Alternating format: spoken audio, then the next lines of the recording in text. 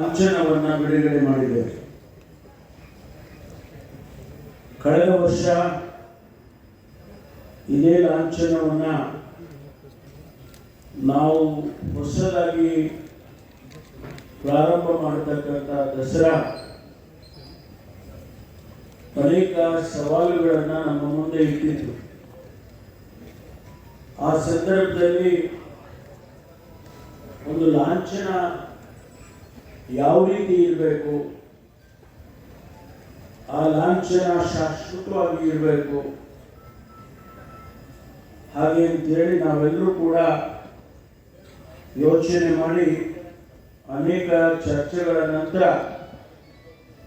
ಈ ತುಮಕೂರು ದಸರಾ ಲಾಂಛನವನ್ನು ಬಿಡುಗಡೆ ಮಾಡಿದ್ದೆವು.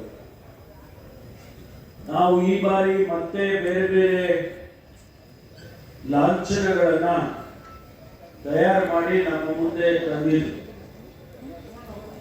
ಆಗ ನಾನು ಸಲಹೆಯನ್ನ ಕೊಟ್ಟದ್ದು, ಕಳೆದ ಬಾರಿ ಮಾಡಿದ್ದು ಲಾಂಛನನೇ ಚೆನ್ನಾಗಿದೆ, ಇದನ್ನ ನಾವು ಶಾಶ್ವತವಾಗಿ ತುಮಕೂರು ದಸರಾ ಲಾಂಛನ ಅಂತ ಹೇಳಿ ಇದನ್ನೇ ಬಿಡುಗಡೆ ಮಾಡೋಣ ಮತ್ತು ಇದನ್ನ ಶಾಶ್ವತವಾಗಿ ಇಡೋಣ. ಮೈಸೂರಿನಲ್ಲಿ ಯಾವ ರೀತಿ ಹಿಂದೆ ಮಹಾರಾಜರ ಕಾಲದಿಂದ ಬಂದಂತ ಆ ಲಾಂಛನ ಇದೆ, ಅದೇ ರೀತಿ ತುಮಕೂರು ಲಾಂಛನ ಕೂಡ ಶಾಶ್ವತವಾಗಿರಲಿ ಹಾಗೆ ಅಂತೇಳಿ ಇದನ್ನ ಇವತ್ತು ನಾವೆಲ್ಲರೂ ಕೂಡ ಬಹಳ ಸಂತೋಷದಿಂದ ಬಿಡುಗಡೆ ಮಾಡಿದ್ದೇವೆ. ತುಮಕೂರು ದಸರಾ ಮೈಸೂರಿನಲ್ಲಿ ಅದಕ್ಕೆ ಆದಂತ ಇತಿಹಾಸ ಇದೆ. ಮೈಸೂರು ಸಂಸ್ಥಾನ ಅದಕ್ಕೂ ಮೊದಲು ವಿಜಯನಗರದ ಸಂಸ್ಥಾನ, ಆ ಕಾಲದಲ್ಲಿ ಪ್ರಾರಂಭ ಆದಂತ ನಾಡ ಹಬ್ಬ,